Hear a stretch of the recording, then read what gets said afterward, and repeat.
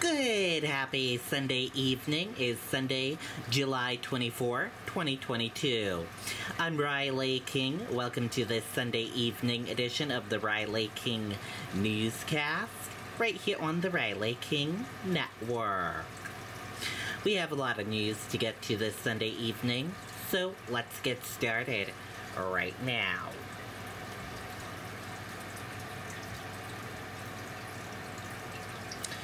First up, man killed in Hookset stabbing. Let's take a listen to that video from WMUR News 9.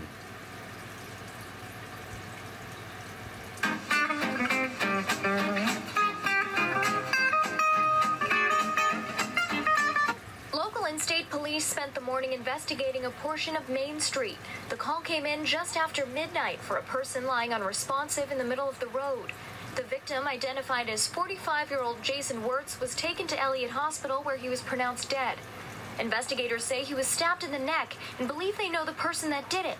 But so far, no arrests have been made. We believe that we really have identified everybody that is involved, but knowing not just individuals, but knowing their whereabouts and their movements is very important to the investigation. Senior Assistant Attorney General Ben Agati says investigators are still trying to piece the timeline together. They're asking for the public's help identifying anyone who might have been driving along Main Street between 11:30 and 1 a.m. They're also looking for anybody who went over the Main Street Bridge from Hookset going over the Merrimack River in either direction during that same time period. And anyone with information is asked to contact the State Police Major Crime Unit. Live in Hookset, Hannah Cotter, WMUR News 9. Okay, and there you go on that video and that report.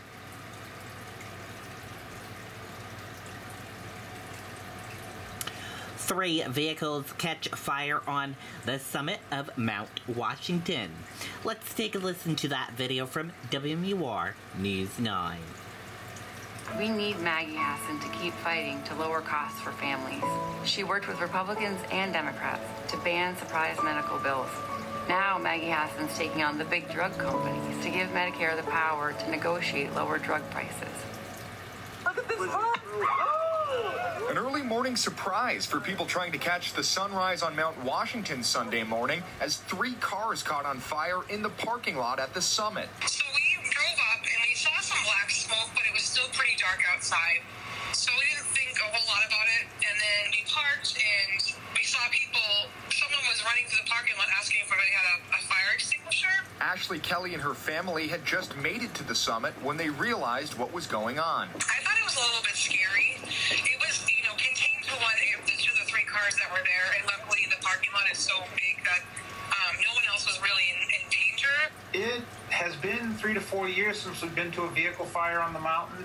Typically, it seems like it's on the way down with brakes. The Gorham Fire Department responded to the fire and put it out. Chief Philip Cloutier says he's never seen a car catch fire at the top of the summit. The wind on the summit this morning was at least 15 to 20 miles an hour the whole time we were up there, so it just started in one vehicle and then blew to the next one and then went to the third one. In total, 2 Jeeps and a Ford Explorer were destroyed. Luckily, nobody was injured. There was concerns about fire trucks getting up the auto road because it's not really made for a fire truck. So yeah, it was interesting. It took us about 10 minutes to get to the base of the mountain and just over 20 to get to the summit because it's about an 8-mile trip up, and with all the water in the trucks, you just can't go that fast. Fire crews were able to extinguish the blaze quickly. Chief Cloutier says we may never know what caused the first Jeep to go up in flames. It was undetermined because of the extent of the damage, but typically when a car is on fire, it's mechanical failure on the mountain. We don't know that on this particular one, but that's typically what happens. Scott Cook, WMUR News 9. Okay, and there you go on that video and that report.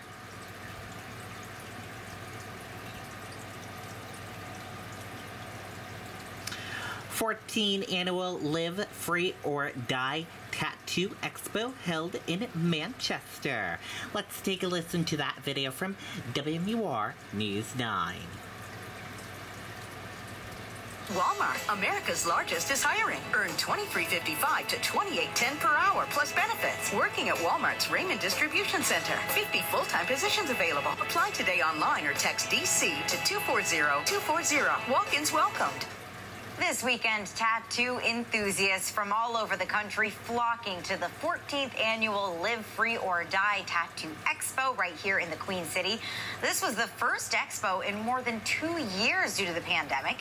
The 3-day event wrapped up today and featured competitions for best tattoos, a sideshow circus, a suspension show, and a beer garden. A lot going on there. Organizers say if you're looking to get new ink, there are hundreds of artists bringing different styles.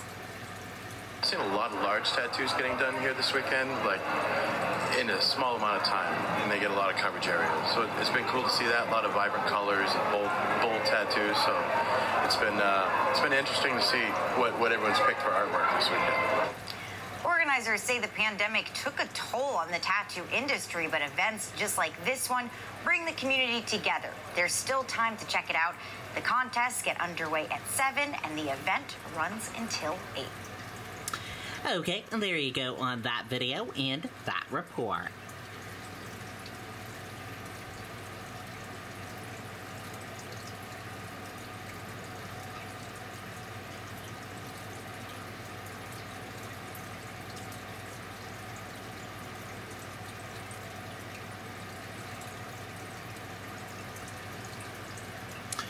Two brothers from Special Bond through heart transplant journey. Let's take a listen to that video from KMBC News 9.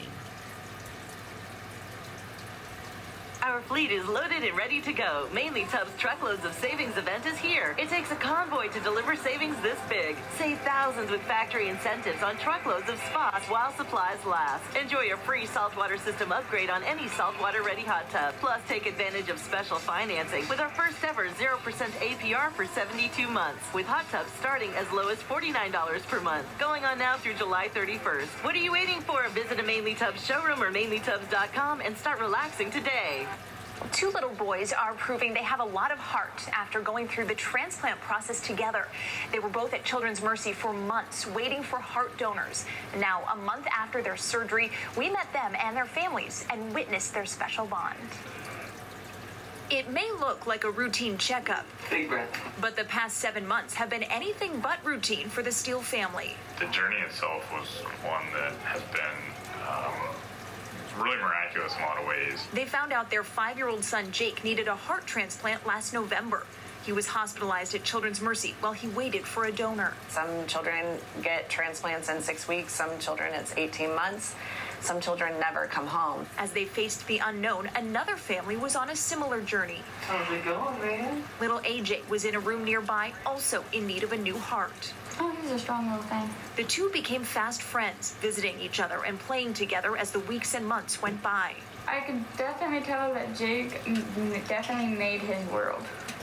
He seemed a lot happier. For Jake, just having another child to be able to relate to and kind of play big brother to, really meant a lot to him. Then last month, both got the life-saving call. They had their surgeries just 4 days apart. And after finally being able to go home, this checkup also became a reunion. Hi, AJ. Hey, we bought the same birthday. Now, as AJ gets ready for his first birthday and a party Jake will be at, both families have a lot to celebrate. It does, give you an entirely different perspective on life. Fills you with joy on just very simple things. I know. What an inspiring story, isn't it? So most of the children actually wait on the heart transplant list for 6 to 12 months. So tough for these families. They say, of course, it's difficult to find a donor because the heart for a child usually has to be from another young child. So both families say that they're hoping to meet the donors' families someday to share their gratitude. They've been through so much, but I know. They're such a sweet bond. I know. It was amazing to get to see. Okay, and there you go on that video and that report.